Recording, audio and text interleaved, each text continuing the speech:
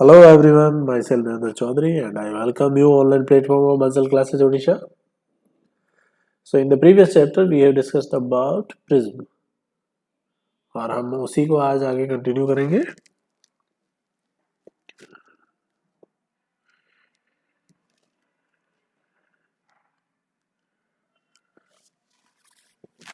So as we have seen कि prism में suppose this is a prism. इसमें हमने देखा था कि ये था angle of incidence I and this was the angle of emergence E. This is R1, this is R2 and this is A. तो एक रिलेशन आया था कि R1 plus R2 equal to A and deviation is I plus E minus A. ये दो relation हमने कल derive किए थे. तो इन्हीं पे आगे हम चर्चा करते हैं.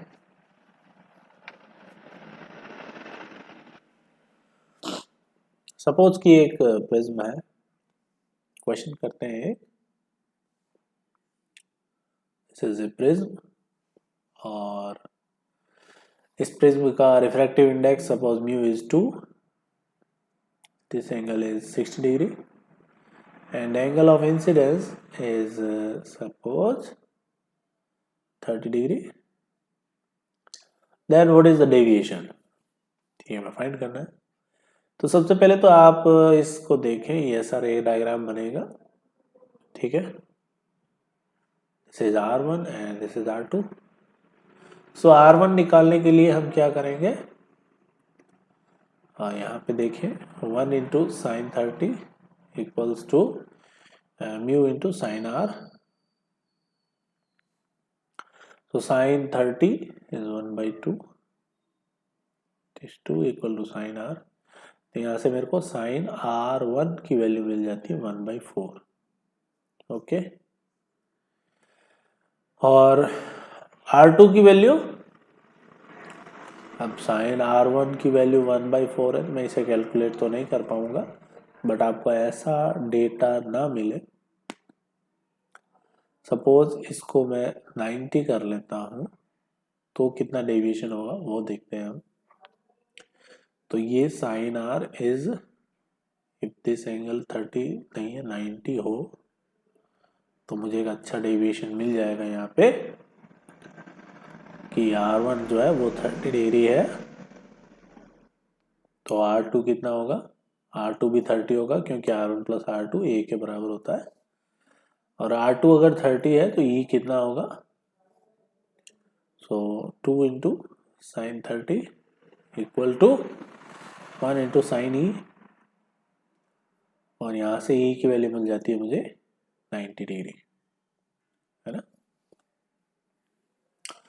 तो आप 90 पे इसको इंसर्ट करवाएंगे और वो 90 पे ही यहाँ से बाहर निकल जाएगा. तो डेविएशन कितना यह होगा यहाँ पे I प्लस E यानी कि 90 प्लस 90 माइनस 60. सो 120 डिग्री. ठीक है. तो ऐसे आप किसी भी क्वेश्चन में देख सकते हैं. बट यहाँ पर एक चीज, ये जो इंसिडेंस हमने देखा इसको कहते हैं ग्रेजिंग इंसिडेंस और ग्रेजिंग इमर्जेंस. मतलब अगर किसी प्रिज्म में, सपोज कोई प्रिज्म है और इसमें कोई एक लाइट इंसिडेंट हुई ऐसे, दिस एंगल इज I, और रे गई और यहाँ से जो एंगल ऑफ E है वो 90 हो जाता है. मतलब रे कुछ ऐसे निकल जाती है बाहर. This is angle of emergence. E is 90 degree. So इसको कहते हैं ग्रेजिंग इमर्जेंस.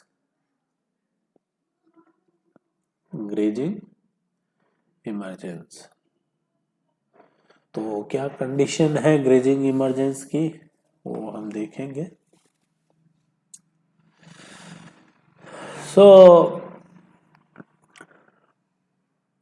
यहां पर जो I होगा ये हम इसको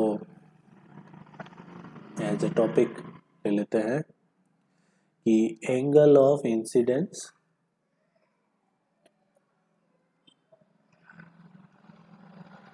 for grazing emergence. Grazing emergence के लिए एंगल ऑफ इंसिडेंस कितना होना चाहिए? तो यहां पर जब आपका एंगल ऑफ इंसिडेंस इतना हो कि इमरजेंस ग्रेजिंग हो रहा है तो आई को बोला जाएगा आई जी, मतलब इस एंगल ऑफ इंसिडेंस के लिए ग्रेजिंग इमरजेंस हो रहा है। सो ये हम जानते हैं कि म्यू है, इधर बाहर एयर है। So this is denser and this is rare.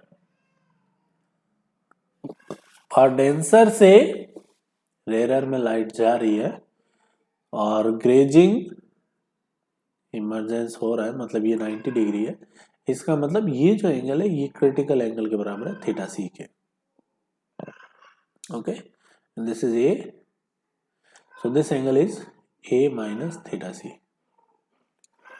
भाई यहाँ पर ग्रेजिंग इमरजेंस हो रहा है, इसका मतलब ये एंगल क्रिटिकल एंगल के बराबर है। और ये क्रिटिकल एंगल है तो हम जानते हैं कि R1 प्लस R2 ए के बराबर होता है, और R2 यहाँ पर थीटा सी है तो R1 हो जाएगा ए माइनस थीटा सी। ओके, तो अब आप IG निकाल सकते हैं।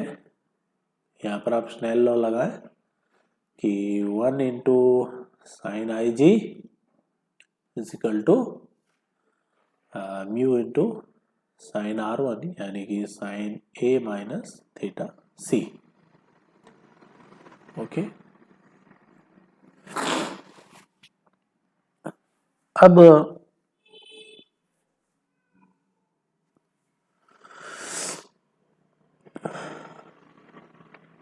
अगर आप यहां पर देखो, इसके बाद जैसे इस आई पे सपोज आपका ग्रेजिंग इमरजेंस हो रहा है।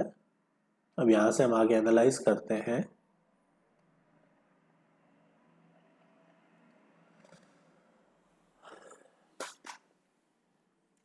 अब अगर आप इससे आगे आई को बढ़ाते हैं,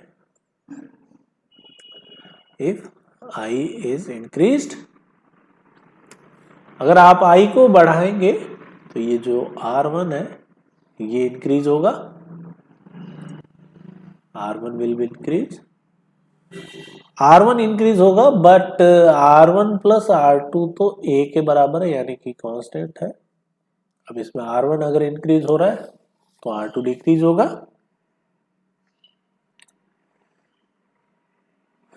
अब R2 डिक्रीज हो रहा है, अभी R2 थीटा सी के बराबर है, और इसके अगर हम थीटा सी से कम करें R2 को तो लाइट बाहर जाएगी और इमरजेंस एंगल भी डिक्रीज करेगा। अभी 90 है, उसके बाद वो डिक्रीज करेगा, कुछ ऐसे यहां से निकल जाएगी। तो एक बात तो यहां पे कंफर्म हुई कि फॉर इमरजेंस कि भाई अब यहां पर TIR भी हो सकता है। तो ये बात कंफर्म हो गई कि आपको अगर इससे इमरजेंस चाहिए कि लाइट आपकी बाहर आए इस प्रिज्म से, तो I should be greater than और equal to IG। I should be greater than और इक्वल टू IG। IG पे वो ग्रेजिंग इमरजेंस करेगा तो बाहर आ गई, और आप अगर I को IG से बढ़ाएंगे तो R1 बढ़ेगा, R2 घटेगा, R2 घटेगा, और R2 अगर थीटा सी से कम होगा तो लाइट बाहर जाएगी। ठीक है, तो आपका IG से ज्यादा होना चाहिए, और जाहिर सी बात है अगर इसको मैं पूरी इनइक्वालिटी में लिखूं तो I should be greater than equal to IG and less than 90 degree. 90 से तो कम ही होना चाहिए, 90 से ज्यादा हो इसका मतलब तो ये तो अंदर हो गया, ये कोई सही बात नहीं होगी। ओके, अब वो क्या कंडीशन है कि आप कुछ भी कर लो इसमें लाइट इमर्ज होगा ही नहीं। ऐसा प्रिज्म जिसमें से कहीं से भी लाइट इमर्ज होता ही नहीं है ना। तो for no emergence, for no emergence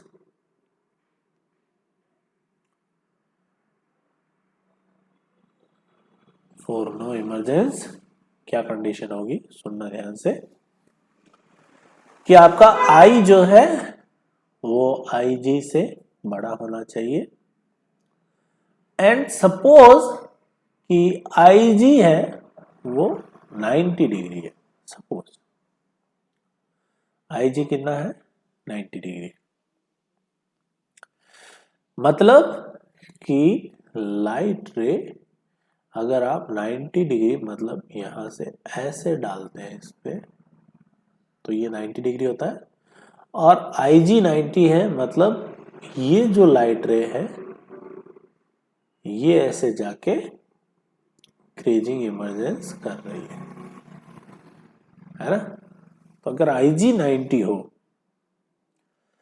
तो आई जी 90 है, तो यहां पर देखो आप कि साइन आई जी यानी कि 90 degree equal to mu sine A minus theta C. This is condition.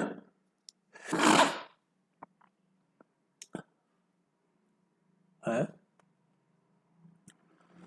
तो ये तो हो गया 1 equal to mu sine A minus theta C.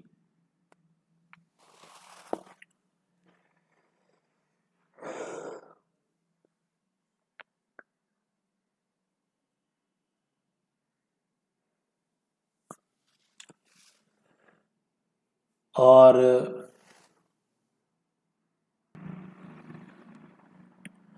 तो यहां से आप देख सकते हैं 1/μ equal to sine A minus theta C. And बहुत ही सिंपल रिलेशन निकालेंगे हम।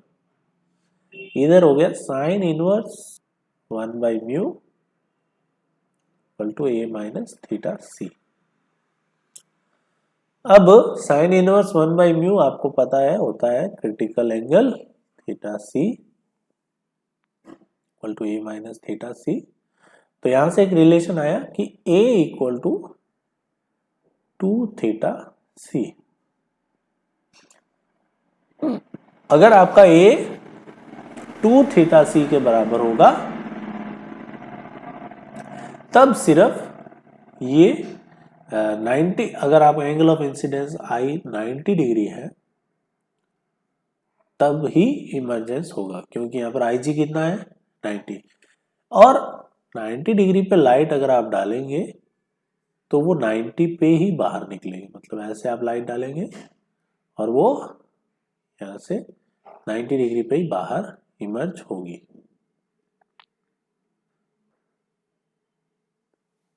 अब सुनना ध्यान से, हमने कहा था कि आई आपका आई जी से ज्यादा हो या उसके बराबर हो। तो आई जी पे तो आपका क्रेजिंग इमर्जेंस हो रहा है, आई जी से ज्यादा। अब आई 90 से ज्यादा तो हो नहीं सकता, 90 से ज्यादा तो आई हो नहीं सकता। तो सिर्फ ये एक लाइट है जो इससे बाहर जाएगी। लेकिन अगर मैं ए को अब और ज्यादा बढ़ा दूं, अगर आप ए बढ़ा देंगे यहाँ पे, ये 90 है, आई कितना है 90 डिग्री। और अब अगर आप ए बढ़ाते हैं, ए बढ़ाएंगे तो R1 तो कांस्टेंट रहेगा, 90 के करस्पॉन्डिंग रहेगा R1 कांस्टेंट। बट ये बढ़ा रहे हो तो R2 क्या करेगा, बढ़ेगा, क्योंकि R1 प्लस R2 किसके बराबर है, ए के बराबर। और ए बढ़ा रहे हैं तो R2 बढ़ेगा, और R2 बढ़ेगा। अभी R2 आपका क्रिटिकल एंगल के बराबर था, ये 90 इमर्जेंस एंगल है इसलिए। तो अगर R2 ज्यादा हो जाएगा क्रिटिकल एंगल से तो फिर लाइट यहाँ पर क्या कर लेगी, TIR, है ना। तो A टू थीटा C पे तो ग्रेजिंग इमर्जेंस हो सकता है, वो भी ग्रेजिंग इंसिडेंस पे, यानी कि 90 डिग्री पे डालो 90 पे निकल जाएगी। बट अगर A टू थीटा C से भी ज्यादा हुआ तो कोई इमर्जेंस नहीं होगा। So condition for no emergence,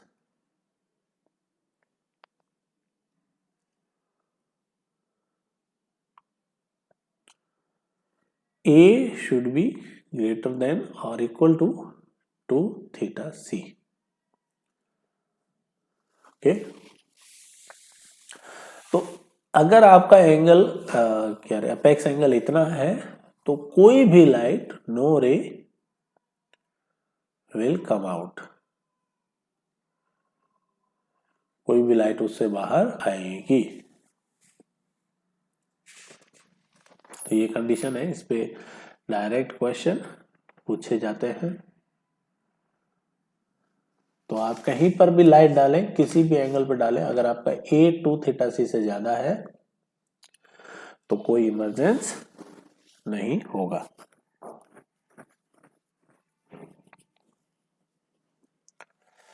तो ये बात हुई प्रिज्म पे। और अब हम दूसरा देखते हैं, डेविएशन और एंगल ऑफ इंसिडेंस का ग्राफ देखते हैं हम। So deviation and angle of incidence.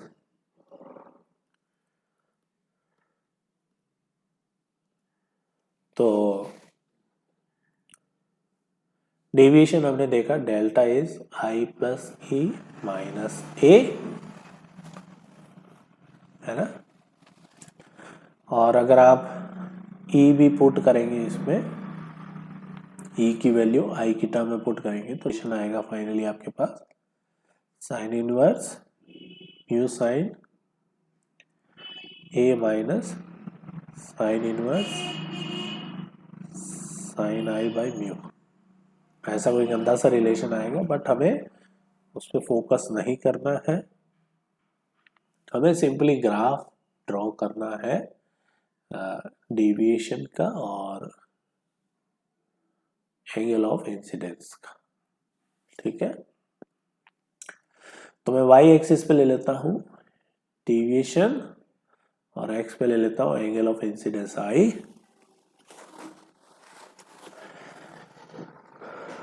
तो सबसे पहली बात कि अगर आप I आपका IG हो,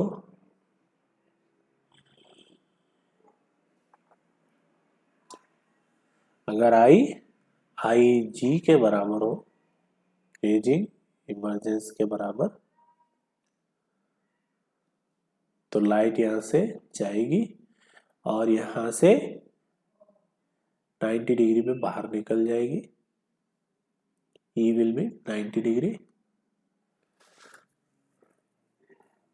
तब डेविएशन कितना होगा, जब I आपका IG के बराबर हो,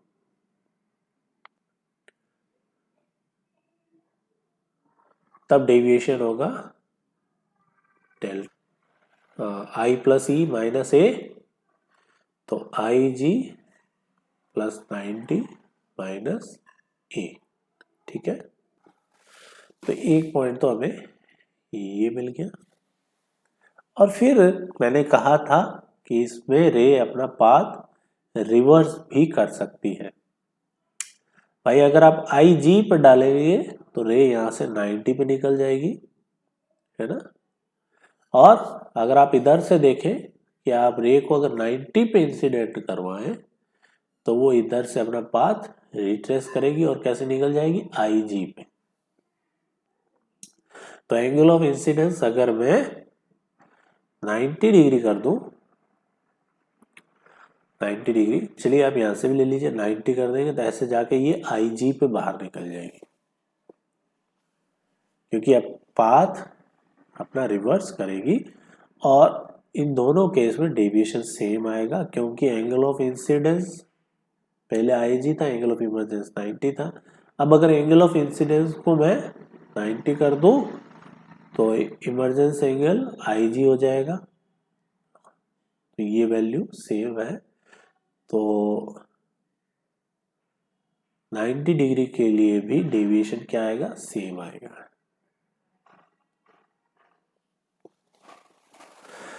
तो एक डेविएशन के लिए यहां पर दो एंगल ऑफ इंसिडेंस मौजूद है।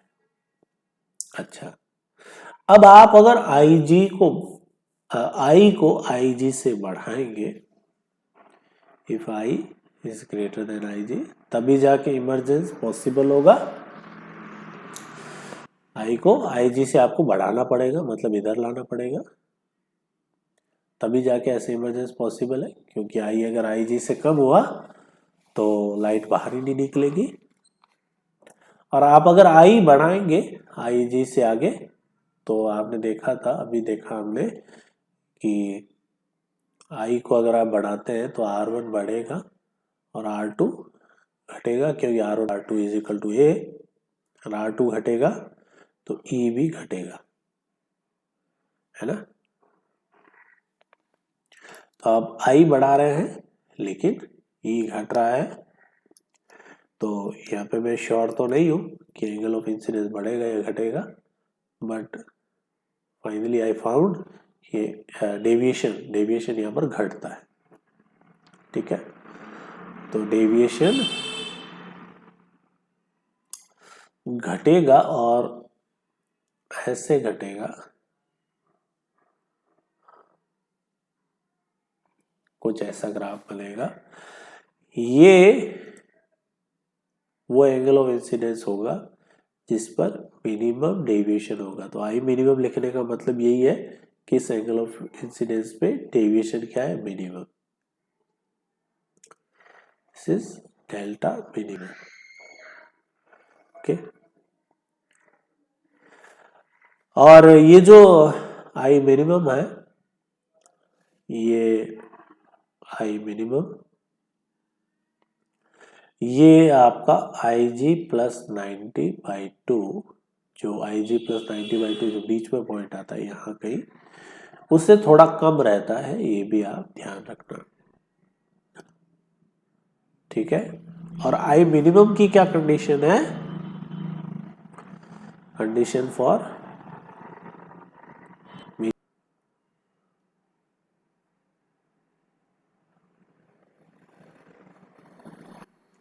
कि मिनिमम डेविएशन पे I और E दोनों होंगे। ठीक है, एक ही डेविएशन है, यहाँ पे एक ही पॉइंट है, तो यहाँ पर I और E, इधर से I आता है, इधर से E आता है, दोनों बराबर हो गए। देखो पहले इधर I IG के बराबर था, E 90 के बराबर, फिर ये इधर आए, I बढ़ा E घटा, दोनों बराबर हो जाते हैं यहाँ पे मिनिमम डेविएशन पे। और I और E बराबर हो जाते हैं तो ये कंडीशन ये भी हो जाती है कि R1 और R2 ये भी बराबर हो जाते हैं, और ये दोनों A/2 के बराबर। तो must condition for minimum deviation,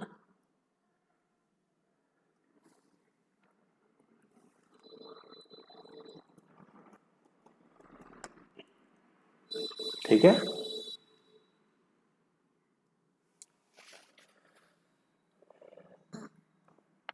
तो यहां पर एक डेविएशन के लिए दो एंगल ऑफ इंसिडेंस होंगे, ये आप लिख लें। One angle of deviation is possible for two angle of incidence, and these angle of incidence, ये जो दो एंगल ऑफ इंसिडेंस आए हैं, are actually I and E for same case।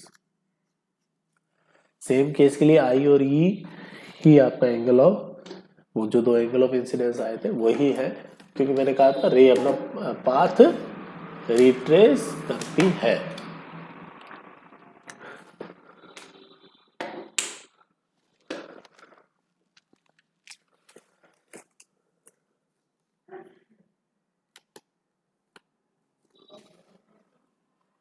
चलिए, तो जब डेल्टा मिनिमम होगा कितना, I plus E minus A,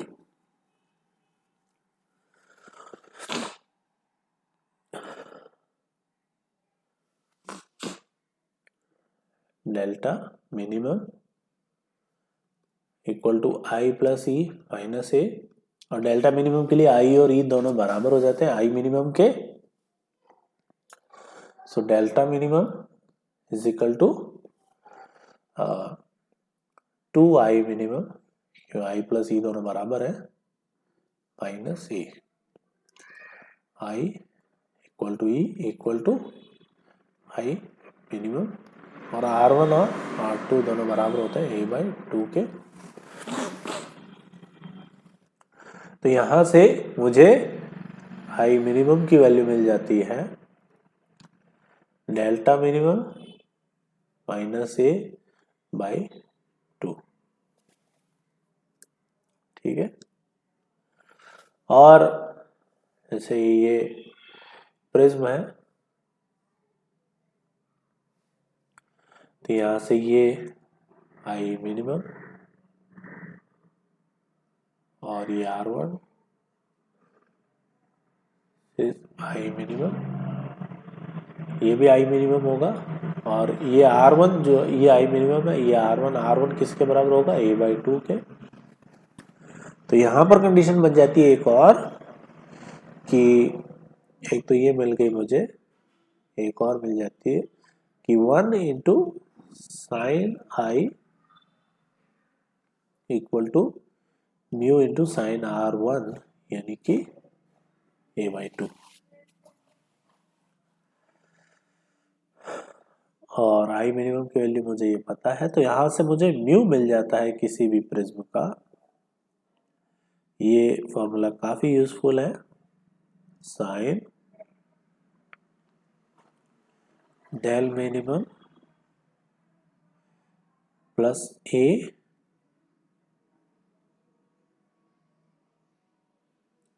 del minimum plus ए है, sorry, by 2 upon sine a/2।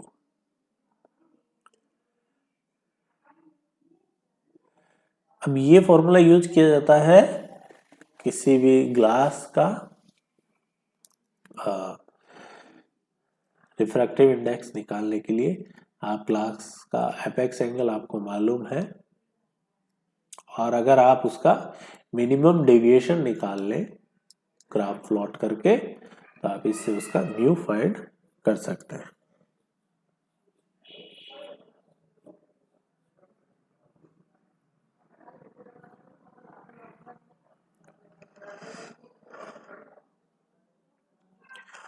चलिए, मैं आपको एक क्वेश्चन देता हूं, इस पे आप उसे आराम से सॉल्व करें।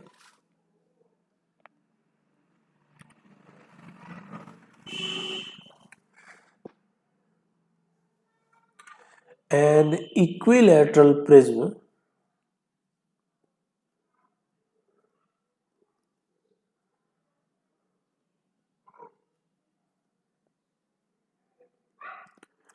with the refractive index mu 3/2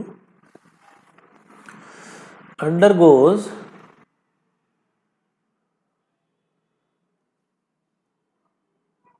a minimum deviation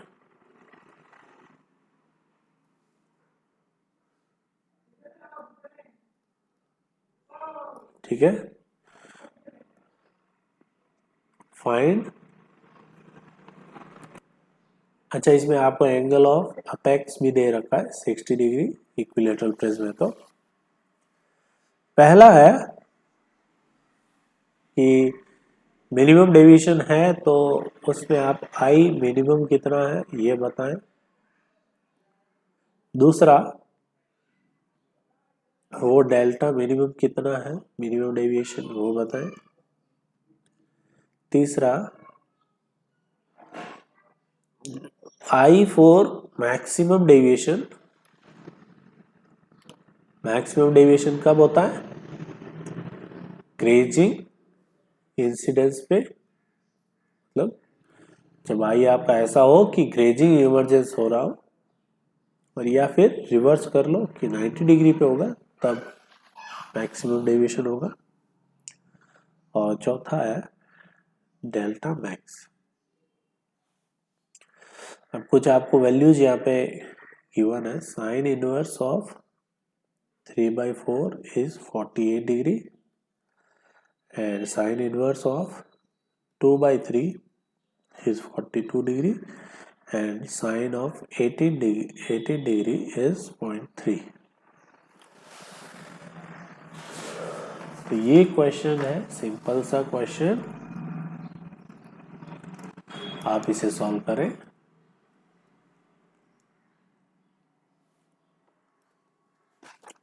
अब हम बात करते हैं थिन प्रिज्म की, इसकी बात करेंगे, थिन प्रिज्म।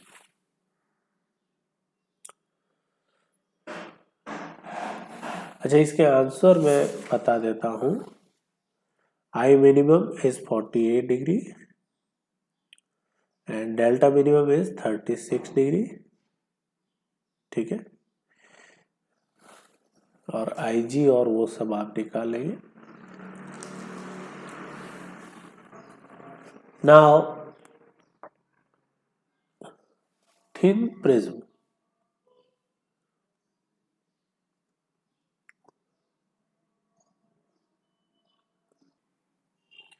थिन प्रिज्म मतलब उसका apex angle A is very small, और ए अगर बहुत छोटा है तो R1 R2 ये भी बहुत छोटे होंगे, और R1 R2 अगर बहुत छोटा है तो करस्पॉन्डेंस I एंड E ये भी क्या होंगे? Very small. तो यही कंडीशन लेके हम चल रहे हैं कि I और E बहुत स्मॉल है, बहुत ही पतला सा प्रिज्म है कुछ ऐसा, इसका एपेक्स एंगल बहुत छोटा है और लाइट रे यहाँ पर ऐसे सीधी ही गिर रही है इस पे, तो एंगल ऑफ इंसिडेंस भी बहुत कम है। तो यहाँ से कुछ डेविएट होके लाइट कुछ ऐसे निकल जाएगी, तो हमें ये डेविएशन इसका फाइंड करना है, डेल्टा। This angle is a. First of all angles are very small, and अगर हम स्नेल्स लॉ लगाएं पहली सरफेस पे तो 1 into sine i equal to mu into sine R1, तो ये बन जाएगा I equals to mu R1 क्योंकि एंगल बहुत छोटे हैं। दूसरा mu sine R2 equal to 1 sine E, ये बन जाएगा mu R2 equal to E, और deviation delta is I plus E minus A, तो डेविएशन हो जाता है I is mu R1, E is mu R2 minus A. तो mu अगर आप कॉमन ले लें तो R1 प्लस R2 यानी कि ए माइनस ए, तो deviation you find mu minus 1 into A, ठीक है, म्यू माइनस 1 इंटू ए। तो थिन प्रिज्म से डेविएशन पूछा जा सकता है आपसे, तो ये होगा म्यू माइनस 1 इंटू ए, और बाहर अगर एयर नहीं हो कोई दूसरा मीडियम हो तो डेविएशन क्या हो जाएगा? म्यू रिलेटिव, यानी कि mu of glass upon mu medium minus 1 into A, और डिफरेंट सराउंडिंग मीडियम।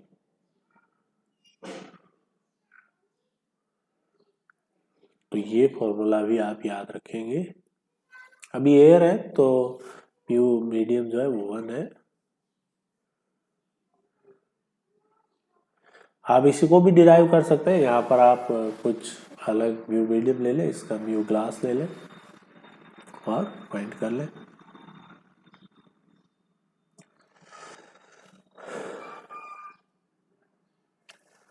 तो अब इस पे कैसे क्वेश्चन पूछे जा सकते हैं वो भी देखें आप। कि जैसे मान लो कि एक थिन प्रिज्म है, आपको गिवन है, दिस इज थिन प्रिज्म, और इसका एपेक्स एंगल दिया हुआ है आपको इज 2 डिग्री, और यहां कहीं एक ऑब्जेक्ट है, एक तो दिस लेंथ इज ए, और इधर कहीं ऑब्जर्वर है। तो ऑब्जर्वर को ये ऑब्जेक्ट कहां पर दिखेगा? तो ऑब्जेक्ट से लाइट रे आएगी और यहां से ऐसे डेविएट होगी, और ऑब्जर्वर को लगेगा कि लाइट रे कहां से आ रही है, यहां से। तो यहां पर इसकी इमेज बनेगी, and this angle is delta, तो ये भी डेल्टा होगा। तो ये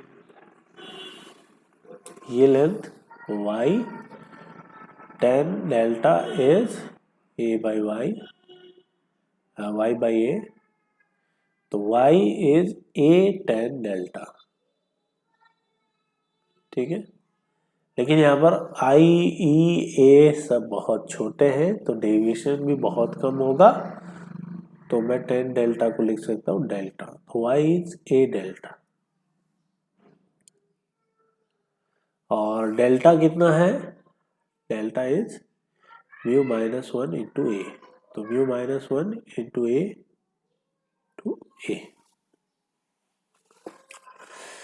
अब आप ए की वैल्यू डिग्री में नहीं, रेडियन में रखेंगे, म्यू वगैरह सब रख के इसकी वैल्यू आप आराम से फाइंड कर सकते हैं।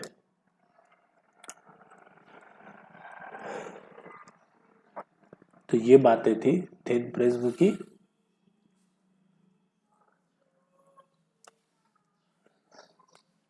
अब ये जो थिन प्रिज्म है, ये और भी बहुत सारे फिनोमेना को एक्सप्लेन करता है। जैसे व्हाइट लाइट जब इस पे गिरेगी तो क्या होगा?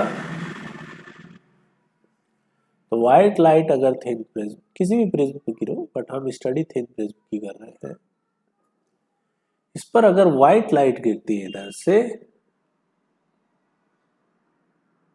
तो दिस इज व्हाइट लाइट, तो ये अलग अलग कलर्स में डेविएट होती है, अलग अलग कलर में यहाँ पर क्या हो जाती है? बिखर जाती है, डिस्पर्ज हो जाती है, डिस्पर्जन, ठीक है। अब ऐसा क्यों होता है? तो एक है आपका कोचीज रिलेशन,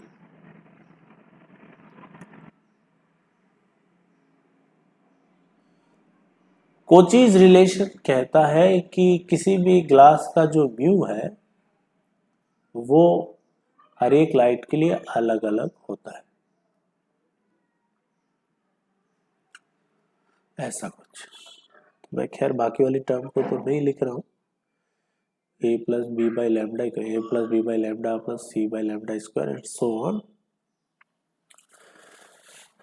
तो आप सिंपल समझे कि mu is inversely proportional to lambda.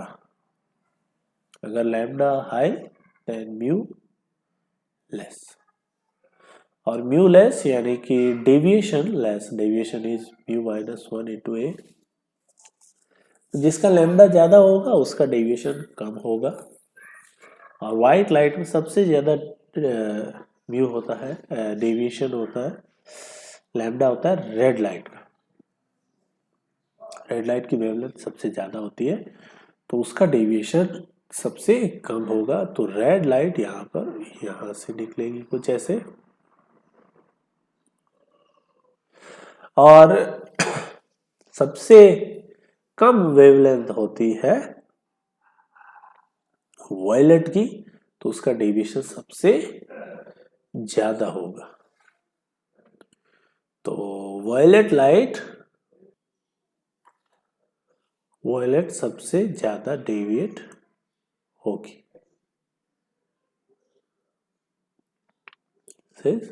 Violet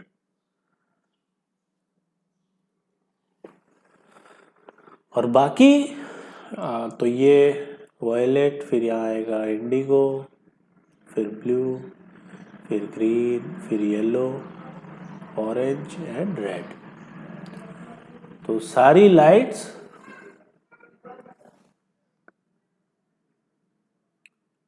green, तो इसके बीच में ये क्या हो जाएगी, डिस्पर्स हो जाएगी। तो ये अगर आप ये एंगल देखेंगे तो ये angle of dispersion theta, theta कितना होगा, delta violet minus delta red. ठीक है, तो ये angle of dispersion theta is, आप अगर वैल्यू पुट करेंगे तो ये आएगा delta V is mu V minus 1 into A, तो mu violet minus mu red into ए।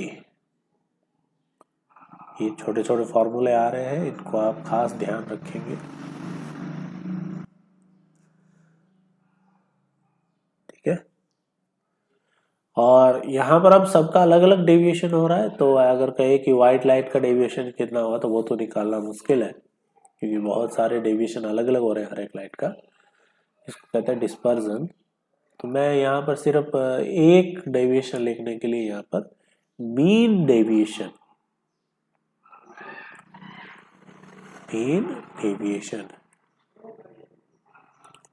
डेल्टा मीन वो निकाल लेता हूँ। डेल्टा मीन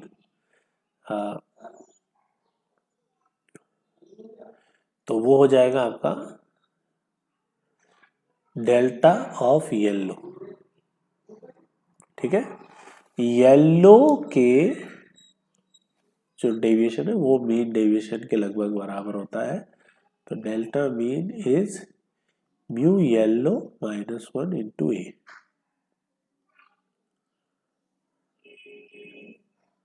अब इसको म्यू येलो कह लें या फिर म्यू मीन कह लें, एक ही बात है।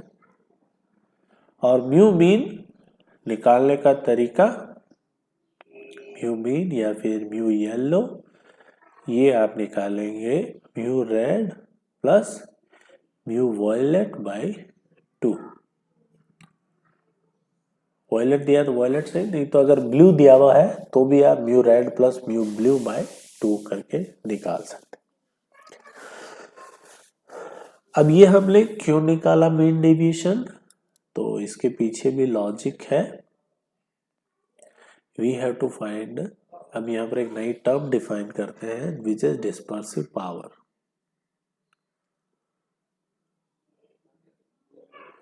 डिस्पर्सिव पावर, डिस्पर्सिव पावर क्या होती है, डिनोटेड बाय ओमेगा, और वो होती है आपकी एंगल ऑफ डिस्पर्जन